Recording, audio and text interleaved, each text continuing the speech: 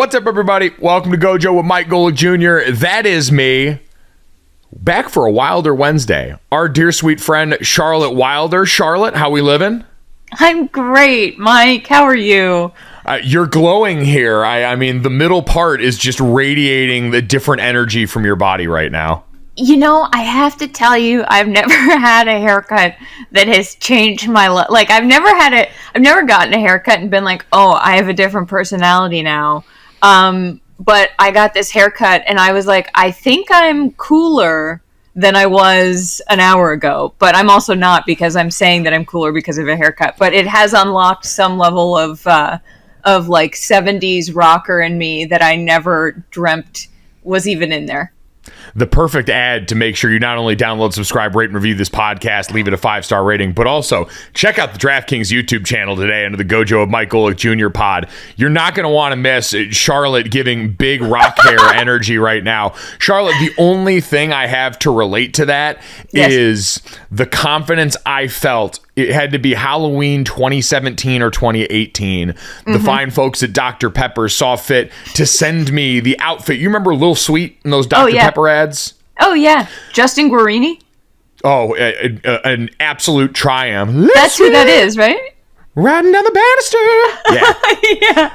It swept me off my feet, and I don't know if they saw me spam tweeting about Little Sweet or what, but they sent me an oversized Dr. Pepper can size container with the Little Sweet costume in it for Halloween. My God. And I got it at work, and I went in the green room at ESPN Radio, and I put on the whole costume, which had like fishnet gloves and a silver jacket and all this stuff, and a Dr. Pepper colored wig. Now, I was already hair compromised at that point. And so putting that wig on for the rest, because I wore it through the rest of the show that afternoon, the rest of the day, I had not felt that powerful in years. So I felt the rock hair energy that you're talking about, and it made such a difference in how I carried myself. It really does. I also think I remember that. You must have posted a picture or something. Me posting pictures on the internet of free shit I got? No. You must have put something on the internet. Also, I have several thoughts about that story. First of all, I feel like we're old as shit if you can say something in 2017 and I'm like, I remember when you did that, and I'm like, that feels longer ago. That feels like 5 lifetimes ago, and we knew each other then. We did. The pandemic doubling time at that point. It's sort of like when they try and explain wormholes in movies. Yes. That 2-year, 3-year span was a wormhole that brought us to this point. Absolutely feels old as shit. Yeah. Weird. But yes, I think I remember that. You looked amazing. Also, the amount of stuff that brands just have made and like send to people and have lying around, like the merch, you know, the devil works hard, but the merch team at big brands works harder. Speaking of the merch team, by the way, shout out to our friend of the podcast. I need to go pull up who this was that took us up on our project to have fans give us merch ideas that we could take credit for. And Charlotte, your appearance last week apparently inspired a lot of people to go out there and create. This was at Lindsay Crum on Twitter, who created a mock-up for the Big Sweetie collection that would be the Charlotte Wilder collection here at the Gojo Pod.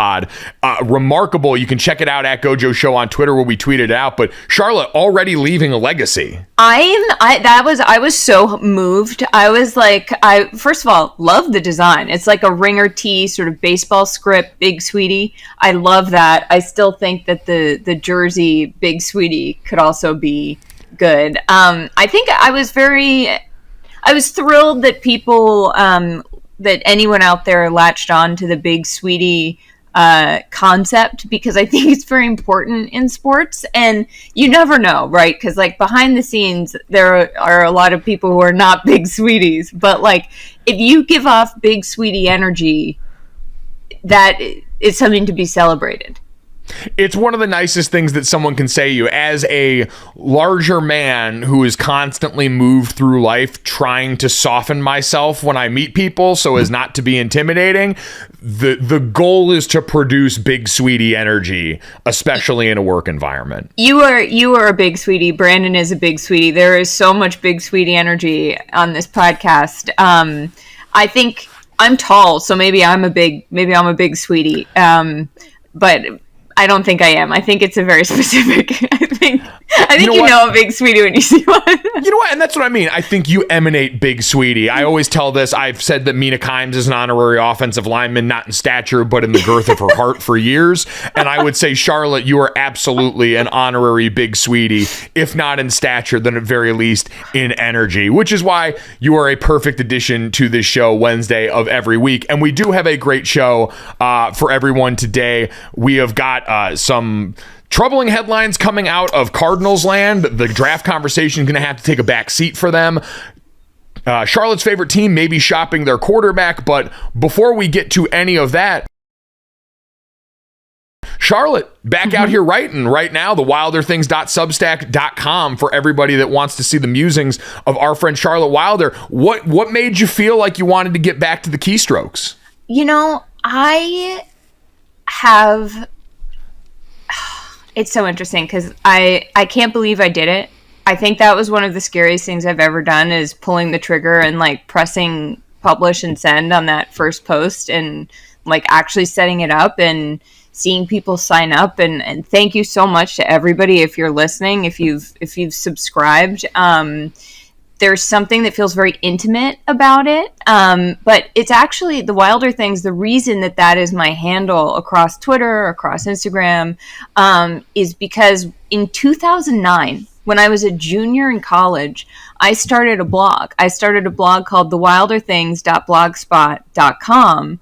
And I posted on that until like I posted obsessively until like 2011 and was like trying to use it to get a job, but then I kept going until like 2013, and then I took it offline because I was like, I don't really want what I wrote when I was 19. Not that it was bad, it was just corny, which will shock nobody. But I let who among us is without corny posting in their late teens cast the first stone on that. I going back and looking at when Facebook just had the Mike Golick is prompt, and what you would put up there freely of your own volition about your boring life was incredibly traumatizing to look back on. So I understand where those posts are coming from, and you should not feel bad because we were all in it together. Yeah, exactly. It's like nobody should have to... First of all, it's growth, which I like. I like to think that you can grow as a person. You look back and you see how far you've come. But yeah, so I miss that sort of intimate reader relationship. Like I would become friends with people who would comment, and it was the weird days of like... It wasn't totally the blog heyday. Like I think I missed it slightly, but I also... was trying, and it was really nice to just develop this, feel like there was a little, I don't know if community is the right word, because I hate that in relation to like social media, but it was a little crew that was really fun. And so I'm sort of trying to bring that back. And I also want a place to write my Love is Blind takes, or, like my Stevie Nicks rabbit hole, and mix it in with some sports stuff. So just change it up a little bit. Throw some large ships, buildings, and planes in there, and you've really got the Charlotte cocktail. I really should, and like, it's my party. I can write about airplanes if I want to. Damn right. We all support that. So everyone should make sure they subscribe. Charlotte, your first post actually ended up being about what went on in the women's national championship game, which was a whole lot of great basketball, and then a very racially divisive ode to trash talk that the internet decided to sweep up, which is always just a gem.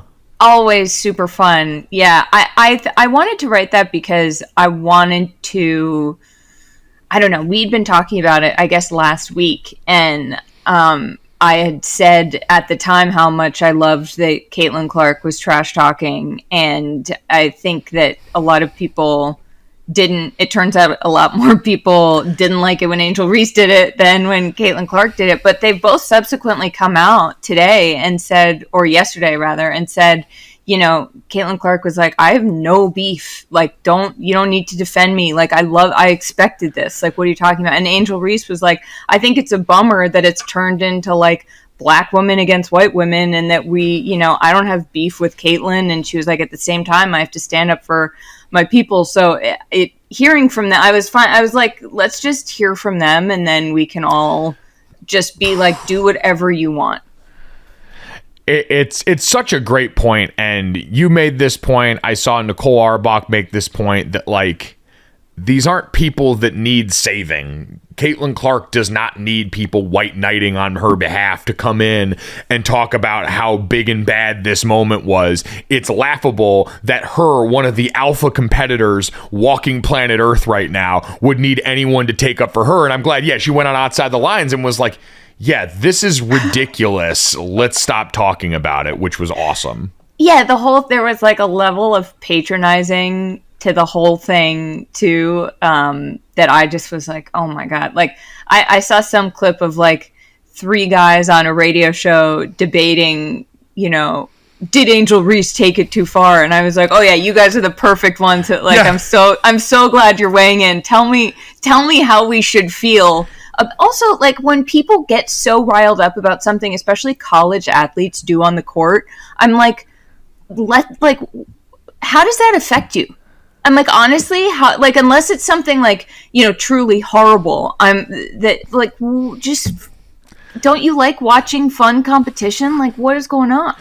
Katie Nolan always talks about the way with sports we turn recess into homework, and in this case we turn trash talk into a Dan Orlovsky NFL Live tape breakdown where we're like, what direction did she wave into versus what direction did Caitlin Clark wave into, and which one of them was looking for how long, and did she follow her? And it just became so completely ridiculous, like you said, for a bunch of people that were in no way harmed directly by the situation.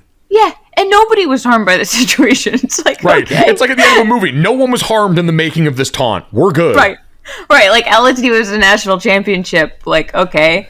I don't know. I was mad that Kim Mulkey wouldn't get off the court, but I wasn't mad about much else. Yeah, exactly. That was about the only thing we were all like, yeah, we could do without that, but the rest of this, pretty cool. And now sets us up for even more personality and storytelling around the sport. Like, we get both of these players back next year, which is an insane thing to comprehend. When I realized that, Mike, because I knew they weren't seniors, but I didn't, like, when you have like a thought, and those thoughts actually should combine, but they don't. And then the minute they do, you're like, oh my God, they're coming back. That was a very exciting moment. The lights came on and we're all like, wait a minute, we can get them to play again, and this would be dope. And like, look, that's the basis of college sports, right? At its heart is when it's been at its best, and I think we've all seen this now.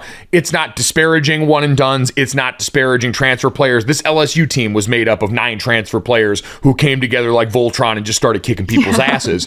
But it's this idea that people are around for long enough for us to get to know them and to get to tell the stories. Like, when I call a game, that's my job every week, is if you're just parachuting in, get you caught up on the stories. And shout out to Holly Rowe, Rebecca Lobo, Ryan Rucco, Andrea Carter, Ari Avery, all of the women and people around the sport who helped everyone play catch up. People who may not have been dedicated and diehard women's college basketball fans. Like, big events always necessitate a little bit more generalizing and a little bit more backstory. I even mentioned that at WrestleMania. They would run these background clips that would get me all caught up on the storylines and why so-and-so was mad at such and such. And the work that everyone did around the women's tournament and the Final Four to help, I think, create a bunch of new fans who are now interested in this. That just goes to show you that when you combine that with characters that are around for long enough for us to build up mythology, man, you get some cool stuff. Totally. I've been so impressed by Ryan and Rebecca and Holly and Andrea. The whole, I mean, they're the best of the best. Like, Holly Rowe, being a sideline reporter is so difficult to get. She understands how to make something interesting in the smallest amount of time possible, which I don't think people realize how hard that is especially when you're interviewing a very emotional person. She knows exactly what to ask to get at the heart of what she knows everybody at home wants to know and hear. And also just Rebecca Lobo, when she talks about the game, I feel like I become 30 times smarter. It's just it's like the highest level analysis with the most accessible entry point. it's just a joy. And I think also that just goes to show how much the media matters in furthering the fan base of a sport. And I know Kate Fagan has an amazing TED Talk about this, about narrative and the stakes and the narratives, and how for so long so few women have been the only ones who get, like Serena Williams had to carry all of women's sports for a certain amount of time. And so I just think it's really, really exciting that the viewership numbers were so high. I hope that just keeps growing, and I hope someone pays a lot of money to broadcast the women's game when those rights are up. Man, you're not kidding. I think I saw the guys on the Le Batard show discussing this yesterday about a new revenue stream like this popping up. Like, women's sports in general, as we've seen, softball always does monster numbers in the spring. It's such a great broadcast product. The strides that the W has made, not only with their collective bargaining agreements in recent years, but we see like the general interest in that league now, as you've got super teams forming in New York and Las Vegas, and you've got these recognizable names and faces that we know, and it's like one of the last remaining areas for real growth if you're a television partner, if you're an advertising partner, where you're not at this already oversaturated market and could really watch this pick up steam with all of the compelling stories that are now starting to get told more and more. And there's been people doing the work for years. I don't want to minimize that. Like, I'm one of the people that's coming in late. I've been fortunate to be around a lot of women, my former co-host and Chinea Gwumike, and people that have been furthering this cause through their actions, through their coverage. I don't want to minimize that. It's just great that now the larger powers around these sports are starting to hand them a megaphone and say, we're going to allow you to give what you've got, this knowledge, to even more people. Oh, totally. I mean, the only reason that the game is in a position to keep growing is because of the reporting that so many great journalists and broadcasters have been doing. I started watching women's basketball late, probably like 2018. And I, even then hadn't been diehard for a while. And so I am also like you, I think, and sometimes I feel bad or guilty about that. And I think all we can do going forward is celebrate it and acknowledge the people who've been there doing that work, which is very, very important. And then have people stop parachuting in like dumbasses and trying to ruin everyone's good time, Keith Oberman. Yeah. My God, buddy. Yeah. Say we can leave that alone because those people don't deserve our time right now. But like you said, there's a lot of positive momentum. It was really fun to watch. It is a great reason to go and subscribe to the Wilder Things Substack and make sure you're getting more fun stories and tales told like that. So, Charlotte, from that to unfortunately something that is a lot less fun. Here's a fun transition. Yeah, man.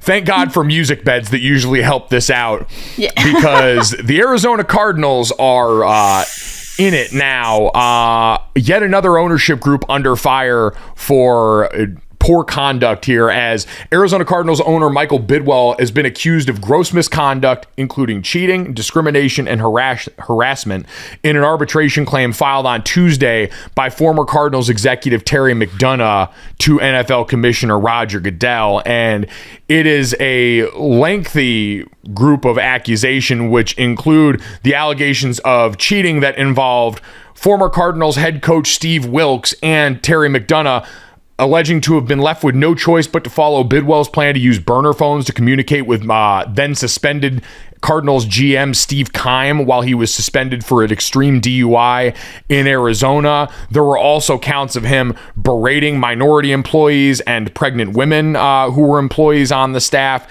as well as other conduct that, Charlotte, we've seen stories pop up far too often, especially as of late, of the kind of conduct going on in the workplaces of these organizations. And the Cardinals statement in response was lengthy. I mean, you want to talk about a real attempt at, and I mean, I think a lot of places do this pretty purposely, a real attempt at a TLDR on the timeline where people will look at the length of this document and say, this is not worth me reading, no matter how heinous the cause is. But essentially, the TLDR of that was a lot of mudslinging back from the Cardinals of accusations of Terry McDonough's conduct, of recorded conversations, of his treatment of employees around that facility, and really trying to turn this into a battle of public disparaging of credibility on both sides. And I think, Charlotte, for me, this underscores the importance of things like the NFLPA report card that we saw. Like, that might have seemed like a little thing to a lot of people and a bit of a game because you've got letter grades for all of these different things. But one of the accusations that Terry McDonough levied the way of Michael Bidwell was that there was an internal survey given to employees there that when some of the criticisms were seen on those were done away with by ownership, locked away. Now, the Cardinals claim that they didn't throw those out, that they actually used those to inform decisions that they made, but we don't know that at this point because we didn't see any of that in the public. These grades and these conversations that the NFLPA struck up are important because it's all out on Front Street. You can go in and see a detailed report card of every team. And when you look at the Arizona Cardinals ranked 31st, where among other places, like I saw Mina Kimes point out, they received failing grades, was in the treatment of families and other areas that were in that support role around the organization. It does make you wonder how much we miss that is going on like this in organizations just because we have so many of these things that pop up that we've got to keep our eyes on. Yeah, no, I agree. I think the fact that those report cards and that is public, regardless of something like this bubbling up, and it's just sitting there out in the open, and everyone's like, well, the Cardinals have a failing grade when it comes to how they treat families. Like, you know, and I understand that there's so much going on. It's not like it's hard to it's hard to get to these things before they happen in the media. I think the best reporters do, and that's when we get those really important stories.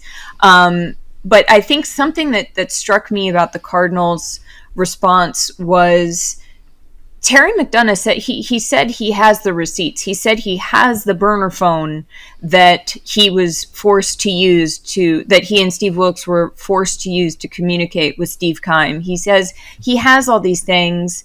And so I think it's a fascinating strategy to me to come out swinging so hard at someone who usually these claims are not from nowhere. I will say, it's all alleged. Like you don't know, but that combined, him saying he has the receipts, combined with the fact that they did get that failing grade, and with the thing is consistent with the things that he's alleging the Cardinals and Bidwell have done. I was shocked to see the Cardinals come out swinging so hard and really disparage. And they said, I have it here. They said.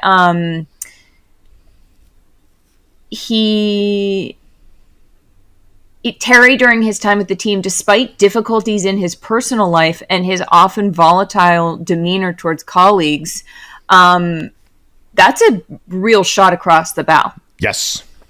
That's like that's if that turns out not to be true, you have just, is that libel? I don't know. Those are strong words that I think, it all is blowing my mind a little bit. Yeah, it's a reminder that when we see futility from organizations in the way their on-field product executes, it's often the result. And usually local fan bases will be able to tell you, like, this is the biggest part of the disconnect between national and local when it comes to media and fans is most places with bad teams will tell you, just look up top. The fish rots from the head down. And as we've seen an organization that we went through last year before the season with Kyler Murray and all the public back and forth and all of the mudslinging that went on around clauses in his contract and the relationship between him and Keim and his coach at the time, time, and all of that constantly being at the helm, the firing of an offensive line coach over impropriety that went on when they were out of the country playing in the game in Mexico City, Steve Keim and the DUI suspension that's part of the heart of this. Right. All of these things, especially as we think about what we've dealt with an organization like the Washington Commanders, it should not surprise you, because it's very hard to have a successful operation when you've got the kind of reported fear that most people are operating under inside the organization. And that was one of the parts of the filing that said, quote, many of the employees who responded to that survey we mentioned indicated that they were fearful of Bidwell on a daily basis as the result of Bidwell's erratic and often abusive interactions with them. And so, like you said, whatever version of the truth lies in all of this, as both sides have tried to make this he said with receipts that we hear alleged, that we hear talked about as evidence, what we do get still is a picture of complete disarray inside this building by whoever you believe talking in this case.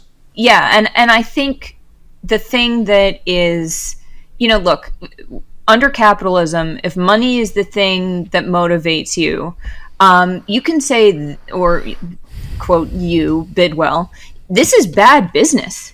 This is extremely bad business. And the people, I think that there's something so sad to me about the people who end up hurt by this is not going to be Bidwell, probably not going to be McDonough. It's the pregnant people that were disparaged. It's the Black people who were treated badly. It's the employees who are too scared to do their jobs with the dignity that they deserve to do them with. And you see that on the field, like the talent inside that building, not just on the field, are the people who bear the brunt of this, and the people who are the ones who suffer most because of it and who have the least amount of power.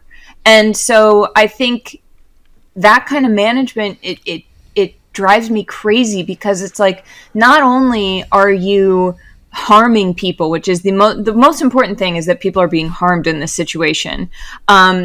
It's also like, if Bidwell, if all these billionaires who own these teams are motivated by money, then their cruelty is in direct conflict with fostering an environment where you can have a successful team.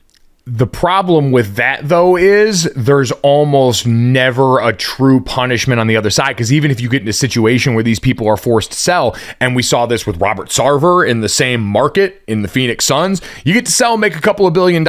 Even with Daniel Snyder, eventually, if he's forced to sell, he's going to sell for a record sale for valuation of a franchise. Yeah. It always ends up being that, everybody else, like, you finally get the source of these things to go away, and you change the way the regime operates in the building. But again, there's not even the same blowback that you want if that one thing that usually speaks to these billionaires in that seat is actually just something they're going to get more of no matter how they act, because we're all so addicted to football. So at the very least, you're fortunate now. And again, that player survey is something done by the NFLPA. It's not one player signaling their voice in that locker room. It's not one player that's got to come forward and bear the brunt of this, who may not have the security of a Kyler Murray, may not have the security of a long tenured player who the franchise can't part with because they're so good they become infallible. It's this collection of all of them under the flag of the NFLPA that has no problem being at odds with the NFL, because that's how they live. You provide this umbrella where you can start to unearth some of this, and you see the consistencies start to form, right? Like, you've got Steve Wilkes, who joined the Brian Flores lawsuit alleging racial discrimination in that class action lawsuit because he was fired after a year. And, Wilkes is alleging that he was hired by Bidwell to serve as a bridge coach, and that he was the fall guy for failures that were largely attributable to Keim. You have that. You've got in the NFL survey, I want to read everyone the overview for the Cardinals from this PA survey of the players. The Arizona Cardinals rank last in their overall score among the 32 NFL clubs. The locker room does not have confidence that owner Michael Bidwell is willing to invest in upgrade facilities, as he ranks lowest in that category across the league. The responses that provide the basis for characterization include the worst-ranked weight room, which players feel is a safety hazard, an outdated training room and locker room, and a policy of deducting dinner from players' paychecks should they want to get food from the facility. The consistent sentiment in players' responses that ownership does not provide high-quality workplace facilities, and that club policies reflect the lowest rate of confidence that current ownership is willing to invest and make those upgrades. Like treatment of families, one of only 14, and this was Mina Kimes' tweet pointing back to this, one of 14 teams that doesn't offer a family room, one of 11 teams that doesn't offer daycare. Like, the little things that start to add up along the way that are big things that all point back to the same likely source of the problem makes this accusation by Terry McDonough, while we know, again, we got to say allegation, we got to cover all the bases, it's pretty consistent with the other things that we've seen publicly coming out of this organization, which all point back to the top.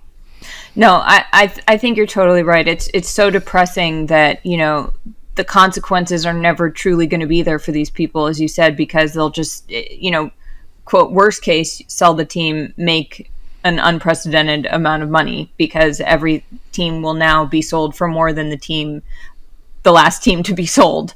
I think, I guess my point is that I see so much at the top of so many institutions, this feeling of, if you have leadership that is tough or that creates this environment of fear and of, you know, it's like the most warped version of what someone could think manly is, it is never successful in terms of what you are able to get from the people working there. And I think that it's such a, I don't know, my dad who's in business has talked about this a lot, about how there's this vibe of the, you know, the macho head of an organization that is almost always toxic. And so it's never a shock to hear that things like this have happened. But man, you know, as you said, when you start piecing all of it together, it's hard to think. I don't know. It's hard to look at this and give them the benefit of the doubt that would come with being a competent organization. Nothing we've seen from the Cardinals in the last few years has given the impression that there is competence inside that building. And now when competence devolves into accusations of things far more horrific for that, we usually also recognize in these situations that until we get some real deep reporting, like we've been fortunate to have in the Washington Commanders situation, we're generally getting the tip of the iceberg. We're generally getting the least bad of the truly bad things that have gone on in these cases. And that's not to insinuate there's more here necessarily, but it's just an acknowledgement that with the past as sort of predicted, that's usually been the case. I also think that there is a certain amount of hubris shown here, that billionaires don't think there are ever going to be consequences. And probably because on the grand, you know, they're not, for their money. But the fact that Bidwell can think, oh, well, Kimes suspended, we'll just get burners and communicate with him that way. And that's just okay. That kind of cheating, if this is true, is like their mentality is, if you're not cheating, you're not trying, is so often what it feels like. And I said that last week jokingly about, you know, teams trying to win, but I think that it's actually the mindset of people who have been able to steamroll everything their whole life because they have so much money. And it's just like, when it comes out into the public, you're like, oh my God, it's just the rules don't apply to you, is really what you feel is being said. And I think the fact that I look at this and go, yeah, the cheating part of this is the part I care the least about. is kind of indicative of the entire situation. Like, when that's the part that also may get you in trouble because it's against the league rules, but you've got all of these other things about employee treatment and the environment you create around there, that's all of a sudden where the smell starts to come in that something really foul is heading our way. So it's something to keep an eye on everybody's radar. And I just think I'll be interested to see if we do get the follow-ups on this that start to piece things together, what it looks like as this is going through arbitration, and what kind of other things become public. Because like you said, the Cardinals being willing to put so much about Terry McDonough out on State Street in the opening stanza of this indicates that either they're trying to end this quickly or we're just getting started in a way that could reveal a lot more. So that will be what we keep track of with the Cardinals, is again, their owner, Michael Bidwell, accused of gross misconduct by former Cardinals executive Terry McDonough to NFL Commissioner Roger Goodell. And this is one where the heat of the public, the heat of the media is going to be important, because we know the NFL tends to like to make these things go away pretty quietly and try and make sure that we don't get to the rest of the iceberg in a lot of these cases. See the first report and investigation into Dan Snyder that was mysteriously just disappeared and never put in writing and never made its way to the public. Like, that's why people talking about this on big stages is going to be important, because people need to know that there is a desire to hear more about this, that people care enough to hear more about this and don't just write this off because we're heading into the NFL draft, which is a very easy thing to do. So, Charlotte, why don't we talk a little bit about like a palate cleanser maybe on the back half of this? Oh my gosh. Would you be okay if the Patriots traded Mac Jones?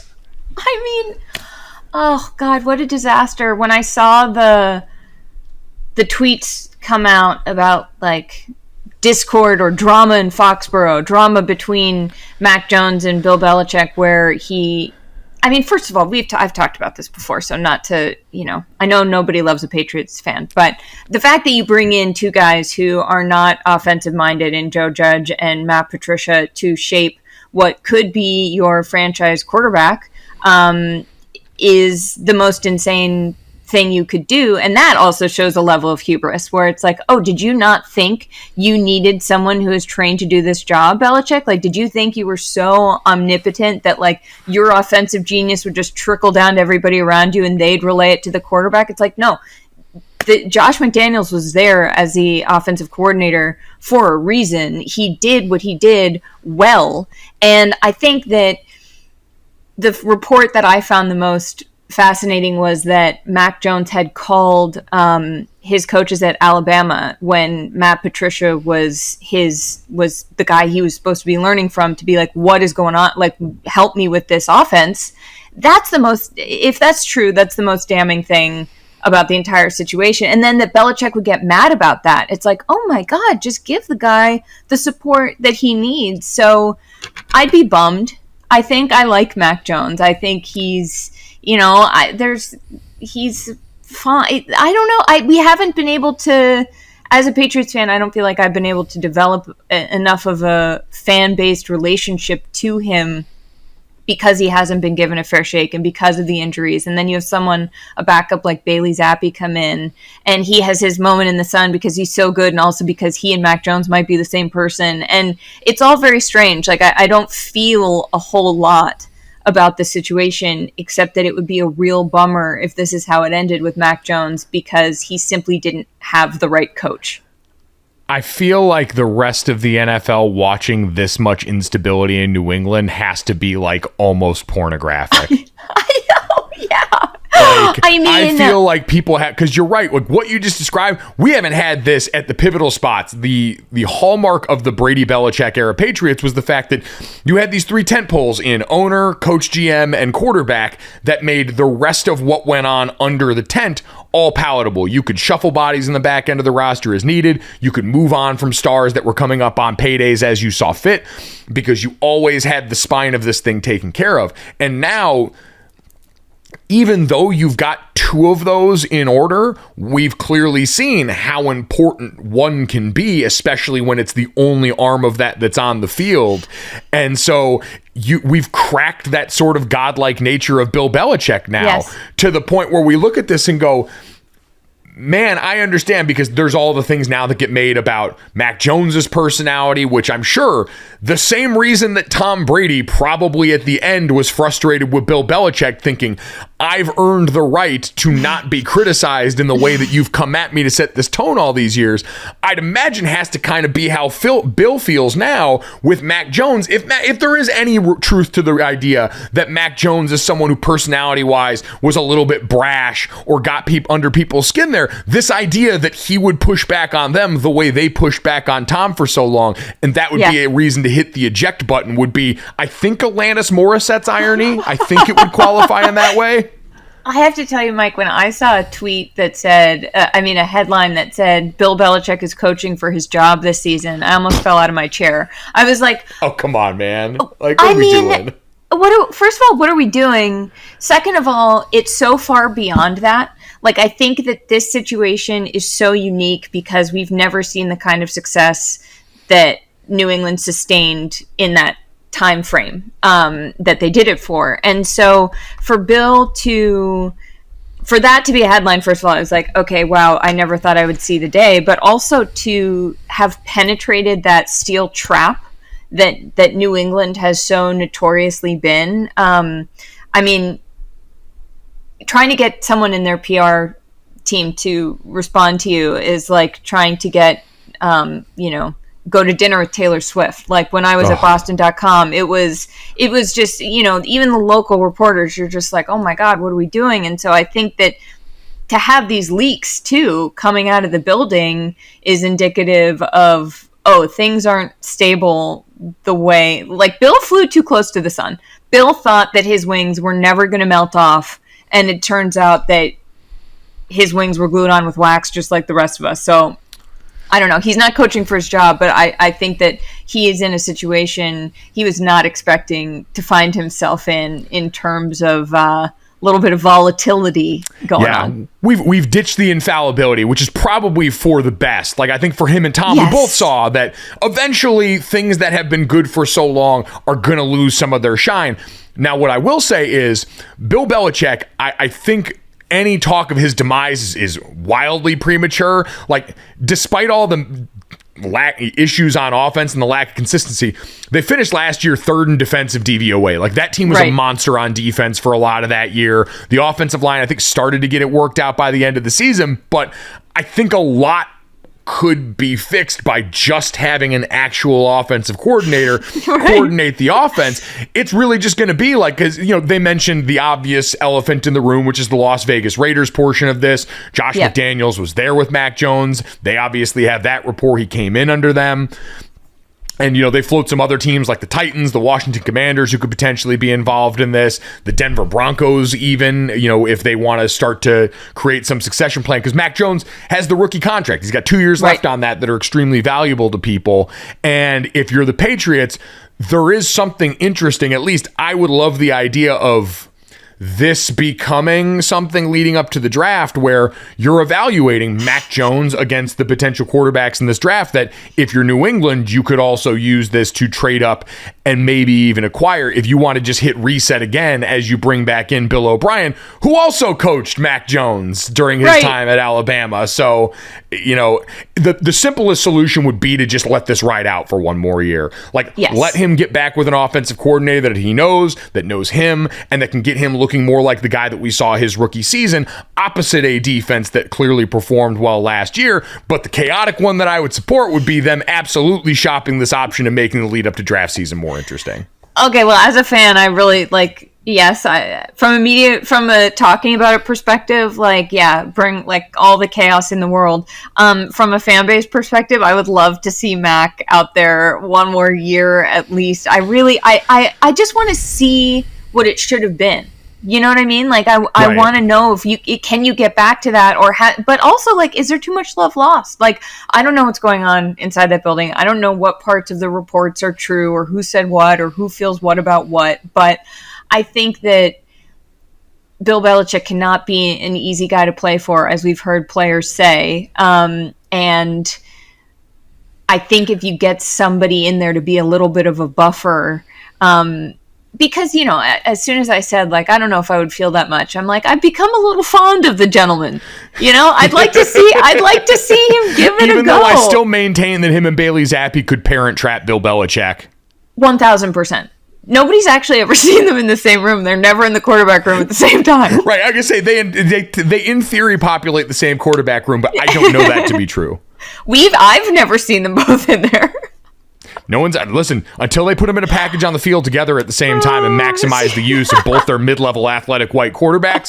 We could never really be too sure of this. It's also, you mentioned the things we like come out of there that talk about decision making. Now, it ended up working out because Steve Belichick, Bill Belichick's son, has been a part of some of that success on the defensive side of the football. But hearing Devin McCourty go on the Greenlight podcast with Chris Long and talk about how when Steve first got that job, he walked into the defensive meeting room and was like, guys, I'm gonna be real, I don't know what the fuck to do in this situation when you've got all of these veteran defensive backs in the safety room that are looking at a guy that's younger than them that just got the job from his dad. Like, and that's not to disparage Steve as someone who, as I talked about, got a job a lot earlier than my experience would have indicated because of a last name and had to go there and try and make the best of it because it's what I wanted to do.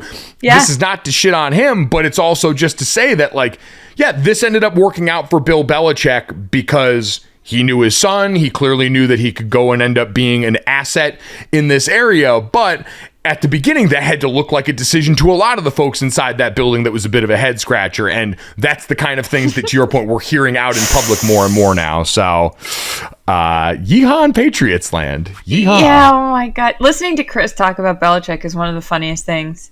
That's exactly who I had in mind when I said, listening to players talk about playing for him. Well, I mean, you just had Asante Samuel come out and tweet at Lamar Jackson, "You don't want to go to New England, bro." Like, God damn. Like, oh my! I mean, I've heard players be like, "It's just not fun. It's just not fun." And I forget who it was. It might. So forgive me, but someone was like, "I don't know if it's worth winning that way." I remember, that conversation came up when the Eagles won their 2017 Super Bowl, because I think it was Lane Johnson that said, I would rather win one the way that we did than win multiple the way that they do over there. And obviously a lot of people balk at that, including people that have never gotten to win one at all. But man, like, I always tell people my best season at Notre Dame was by far in real time my least enjoyable, because it's so stressful when you're held hard to, like, the standard that gets you to that kind of winning is often so exacting and so all consuming that you don't get a lot of chances to stop and just enjoy stuff because you're so consumed with the process. And it seems like that in New England over and over, that for the guys that come there at the end of their career who have lived a life outside of those walls, it's got to be pretty jarring, and you just bite your tongue, bite your lip, and grit it, knowing it was going to net you a ring on the other side then. Yeah, I think you must learn a lot about yourself. Did you learn a lot about yourself in that experience? Because I think for me, in moments where something's been really hard or something's been so stressful, but it's also what I want to be doing, that I'm like, it causes a little bit of an existential crisis, because you're like, oh my God, what do I value most here? Like, am I trying to have an appetite, or am I trying to, like, win at the thing I want to do? And I just find that sort of fascinating when it's like, okay, how much do you want to win? And usually the answer is, I'll do anything. But then you start doing anything and you're like, whew, okay, I see why this is hard. Yeah, Jonathan Allen, former Alabama defensive tackle who's in Washington, was on some show, and he talked about that exact thing. He goes, everyone thinks they want to go to Alabama and get all the good stuff that comes with that. He goes, then you get there and you find out how much you actually want to do this because of what the standard is down there. And they've got that conveyor belt figured out to where you go in and there's no other choice. We learned it on the back end. To your question, Charlotte, yeah, I learned probably as much or more about myself in that 1 year of football than I had in my career prior. About what it's informed so much of how I talk about ball now because of what I learned about what it actually takes to go out there and max out the full volume of your potential, get a team to a point where you can be successful in critical moments week in and week out, and get to the point where you stack that many wins and give yourself an opportunity for the prize there at the end. Like that, like for all the people outside that look back at our 2012 season because of how it ended and treat it like it was some sort of anomaly, I can assure you that was not. Like that was where the part at the beginning of Notre Dame becoming what it became in the last decade plus was like, when people talk about you got to learn how to win type thing, the things that the Patriots and the Alabamas of the world have figured out for those long stretches of time, what they can do to replicate winning at a high level over and over again is easy to figure out, hard to get everybody to do day in and day out because it is so damn exacting. Like I remember looking around and texting my buddies that had graduated or gone on. It's like, man, it's a different ball game with how often you're in the facility and how long you're on the field before and after practice and how you've got to monitor your diet differently. Because in my case, I was losing weight at the end of the season, and you feel like your hair's falling out after time because you just don't want to let everybody down who's also pulling the rope in the same way you are. So I know it's long-winded, but it really it teaches you now going forward, like the quality in me that I most apply to this job now is just that idea of like you're hammering away a little bit every day. Like you don't get to make up big chunks. It's got to be consistency over time, and it's the only way to do shit. And that's the part that people don't want to do. And if you're still doing it, then like you have a higher percentage chance of sticking around. I also think that it's just fascinating when we talk about, quote, how to win, when you talk about what it takes. I think to many fans, these are such esoteric concepts. They're so not connected to the people. And when you think about management, or when you think about coaching, when you think about taking a group of people to the summit of what they're trying to do, what that comes down to is what you're saying, is those daily decisions, is those daily things you have to do, is how you talk to people, it's what you expect of people day after day after day. And it's such it seems so like a cloud to people, these words we toss around, but like to actually see it enacted is such a different thing from talking about it or reading a book on like, keys to success. It's like, that's not what this is. This is about showing up. This is being in the weight room. This is figuring out the timing that works best for your players. This is it's all the minutia that people do not connect to the greater, like the championship ring at the end of it. And that's always been like so fascinating to me, is the idea of people be like, oh, it's like the Patriot way, or, fans chanting like, do your job. I'm like, do you even know what like the job entails? Because you show up on Sunday, but this is really, really hard. Yeah, it's so right. It's almost maddening insistence on the most mundane shit of all time. Like, yes, it's that, I think that Bruce Lee line, I don't fear the man who's worked 10,000 kicks one time, but the man who's worked one kick 10,000 times. Like, that's what you end up becoming. And that's why for so many people over a long period of time, especially when like no one's going to cut you any slack, no one's going to let you off, that Brady basis of even they're going to motherfuck that guy who's done everything that he's done. No one's going to be immune to it.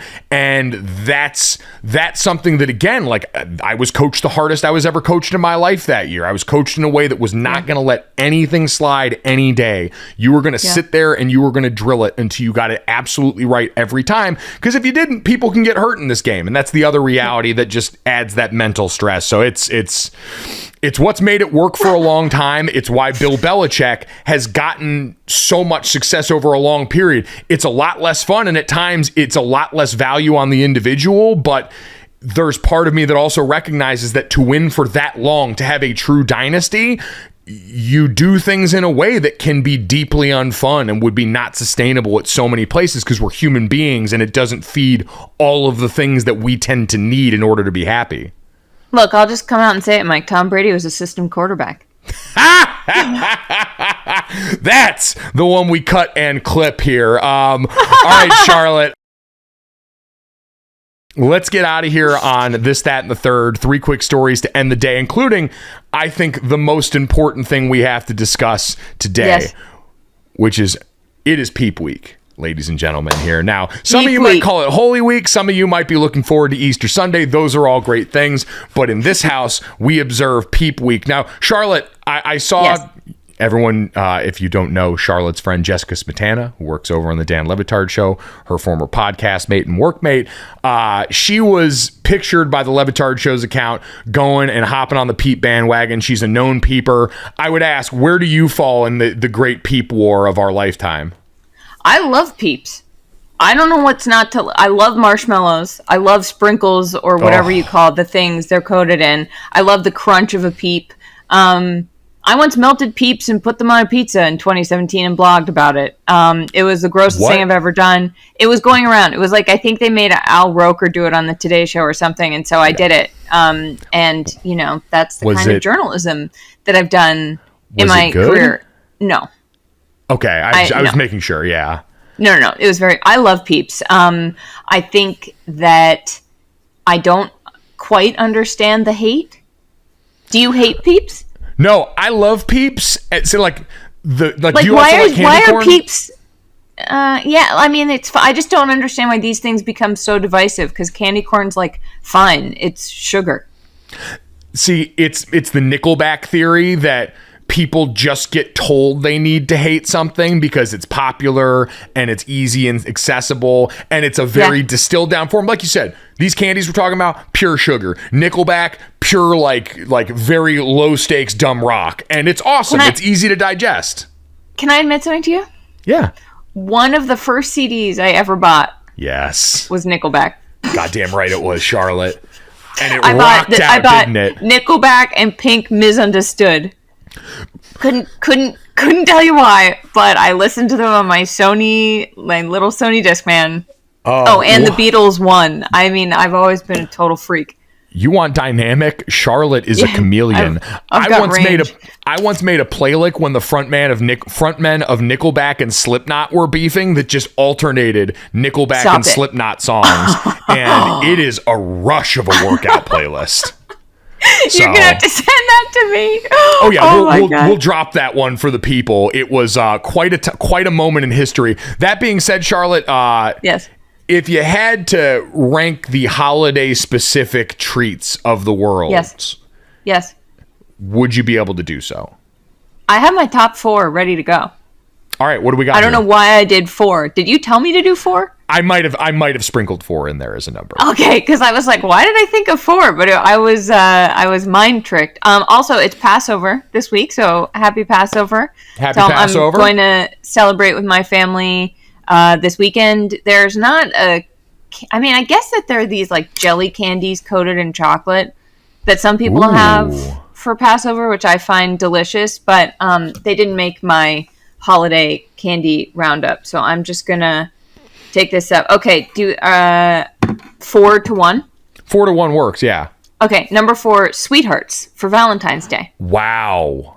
Yes. I don't necessarily think, like, if there's a buffet, if there's a buffet of candy, I'm not necessarily like trying to eat those first, but I do think that they are the most fun to play around with and be like, "Ooh, I got fax me," whatever. Absolutely. You know what? In my haste, I had forgotten about those, and you're absolutely right. Huge part of, especially the Valentines you give out as a kid. Those are easy to bag up and give out to everybody in class when you do the Everybody Loves Everybody Valentine's weeks. I lived for that. I would make homemade Valentines for everybody, and you'd have your little box, and I'd be like, "Ooh, I hope everybody has a crush on me." Anyway, okay. 3. This is going to be controversial. The Cadbury eggs, but not the cream eggs. The ones that come in the little bag that it's milk chocolate and it has that matte candy shell. Do you know what I'm talking about? Yes. Oh, Charlotte. Not the cream eggs, but the little guys with the candy coating that are not shiny. Wow. Okay, my mouth is salivating now. What do we got? Me too. Oh my god. Number 2 is the Reese's Xmas. I wrote Christmas tree. When I briefly give my list, Reese's holiday shapes are number 1. Yes. They are a triumph of human ingenuity.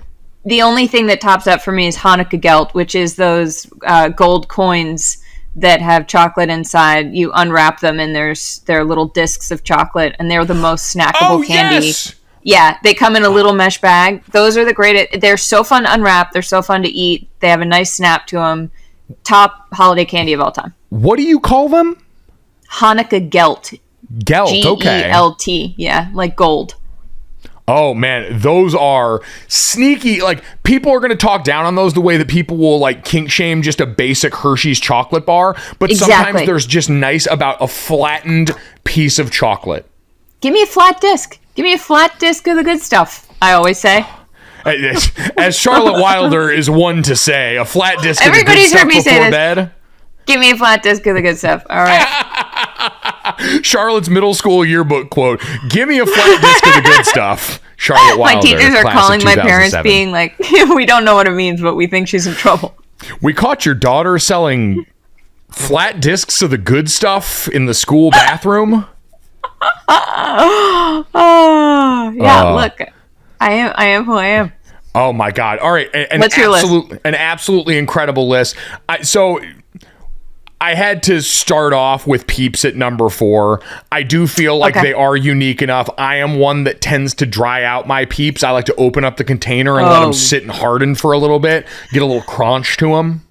Okay, that I see why you would do that. I like a fresh Peep. I'm going to be honest with you. Oh yeah, no, I like them nice and dry and aired out in there. It's not to yuck your yum, but okay, all right. But I like flat discs. You like hard Peeps. The heart wants what it wants, baby, as does the stomach. Number 3, candy corn. I get myself a solo bag every Halloween and down that thing by myself. It is one of my favorite things. This is the mixed bag of the also including candy pumpkins that are thick boys that are nice to bite in half. Oh, wow. Okay, I didn't see that coming. I'm not a candy corn hater. But it's not on my list, and I respect you deeply for not only putting it on your list, but it's at number 3. It's above Peeps.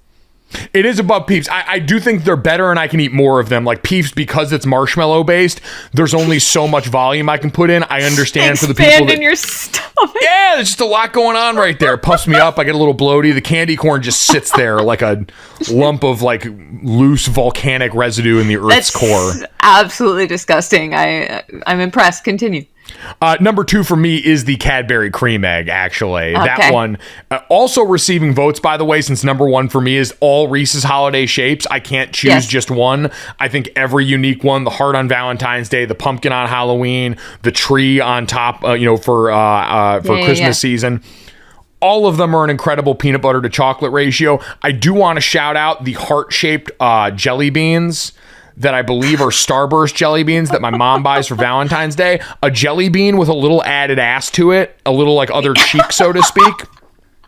An absolute joy. You can eat fistfuls of those and feel great. An added ass to it is one of the wildest things I've ever heard. Look, I was going to troll you. To it. Yeah, look, Mike likes the thick candy corn. What can we say? I was going to troll you and just make every single one on my list like Reese's Heart, Reese's Tree, Reese's. Ooh, that wouldn't have been a troll. That would have been a defensible list. Yeah, but I thought I really needed Sweethearts to enter the chat, and I really needed to give Hanukkah Gelt. It's, what do you call it? Laurels? I don't know. I just learned what Gelt was today, and so I'm happy with other words being mixed up because that's a new one in my vocabulary now. Let's get to that and just quickly move past a little bit of NFL news. John Elway is actually not working for the Broncos anymore. What's he doing? His consultant contract expired at the end of the league year last month, and he had been working for George Payton as a consultant, the new GM, after he replaced him in 2021, which had to be kind of weird. It's like if your parents got divorced and then your old dad helped your new dad around the house while he got used to, being married to your mom. And so that's probably healthy for John Elway, and I'm happy he gets to go do something else now. I think that probably has happened before. That a dad helps a new dad transition. That shit. Well, wife swap a little bit, but yeah, wife swap, but the one guy just stays there. Yeah, husband replacement. Husband replacement. All right, but good for John. Good for John. I'm glad he's spread your wings and fly away. Get some fresh mountain air, buddy. It had to be. I feel like John Elway and Russell Wilson are miles apart in personality, and so this is probably healthy in a number of ways for John to not have to hang out with him every day. So maybe he'll get invited to the next birthday party. Who knows? Yeah, maybe. I always feel like John Elway looked really tired when you saw pictures of him. He looked like a weary man. It aged him presidentially there in Denver as he just tried to keep drafting someone he saw a bit of himself in, and they all kept failing. And so any tall, dark-haired white boy, he was like, Osweiler! Osweiler! The Brockweiler. Wow, I miss him. Anyway, shout out John Elway. Exactly. You did enough for that franchise. Rest easy, big dog. They got it from here. Let's get to the third. Charlotte, you were the one that made me aware of this as everyone gets ready for the NFL draft. If you loved Gronk Beach, which I got to taste for the first time this year, Charlotte, you were a veteran of, Travis Kelce has announced the Kelce Jam Festival on draft weekend. Obviously, the star tight end for the Chiefs going to be hosting it in the city that he plays in. It's going to have a bunch of musical guests, including Machine Gun Kelly, Rick Ross, Tech Nine, who's a Kansas City local. Charlotte, the real question is, are you going to be in attendance doing Big J journalism there for the Substack? As of right now, no. I was made aware, but so I think that the PR people who do Gronk Beach PR are doing Kelce Jam PR, because I was offered all of this information under embargo. Did not end up doing anything with it. But actually, they didn't even tell me what it was. They just said that Travis Kelce is doing like the biggest thing ever in Kansas City. And I think there are a few things I love about this. One, Travis, go get that money, host that jam, get that money. I also love that Ball Tin Cups is one of the sponsor, which is like the red Solo cups, but they're aluminum. Oh yeah, those are great, by the way. Those were at Gronk Beach also. Yeah, exactly. Love them. But I think it's hilarious that Gronk, if the draft is in Miami or Vegas, Gronk's like, sure, I'll throw a beach party. Kansas City, Gronk's like, I think I'm good. And Travis Kelce is like, I got you, brother. Like, let's go. And there's something very funny about that to me. I cannot wait to see it. I wonder if Andy Reid's going to make an appearance even on draft weekend with everything he's got going on. I want a camera trained on Jason Kelce, who I'm guessing is going to be there. I would hope is going to be there. He's got a new baby girl, so maybe that's up in the air, but this is a content opportunity. You're in the content biz now, Jason, and so I feel like you got to go ahead and get on that horse and make sure someone's videotaping your interactions at this party. If we don't get a New Heights pod from the jam, are they even content creators? I think they said they're doing a live pod in Kansas City before the draft, so that would indicate Jason's going to be there. So you're right. This is a content opportunity. This is the world they chose now, and if you want to have all the fun and accolades, you got to be willing to put your hand in the pile and do the dirty work of partying your ass off on draft weekend unapologetically. I have a piece of advice for Travis. Travis, if you're listening to this, I've talked to Travis a bunch in the past. He's always been very fun. One thing that impressed me the most about Gronk Beach was how generous Gronk was with his time to the fans who had paid to party with him. He would be out there for 8 hours dancing on stage, like spraying himself with water. All his brothers show up. His girlfriend Camille Kostick would be there, who's a model and an actress and has her own swim line and does all this stuff. They would dance in public for 8 hours straight. This wasn't like a celebrity appearance where they show up and they're like, hey, my name's on the party, I'm here, wave to a bunch. He gave everything. It was like probably burn more calories than he did ever playing for the Patriots. So Travis, if you want to keep this legacy going, you've got to leave it all out there on the Kelce Jam field, because those people came for you, and you got to give them the Travis Kelce experience. And I'm going to say this, Donna and Ed Kelce got to step up. Gronk's dad is always front and center on that stage. Donna got her moment at the Super Bowl. Big Ed, time for you to step up and wear the mantle here. The other person that's on notice right now, and he just came off a wonderful stint at WrestleMania 39, George Kittle. Yes. Tight end's got the markets cornered on this stuff right now. I feel like George Kittle could throw whatever the most rock and roll version of this is possible, and he needs to step up to the plate. So this is just us wanting what's best for him as he continues to grow the tight end U brand. Now, yes. Yeah. If you thought all of this was the best possible use of your time, make sure you download, subscribe, rate, review Gojo, leave us a 5-star rating, and check us out on the DraftKings YouTube channel. Check out thewilderthings.substack. Become a subscriber. Read Charlotte Wilder and follow her at thewilderthings on Twitter. Thanks so much, bud. We'll talk to you guys tomorrow. Boom. Money in the bank.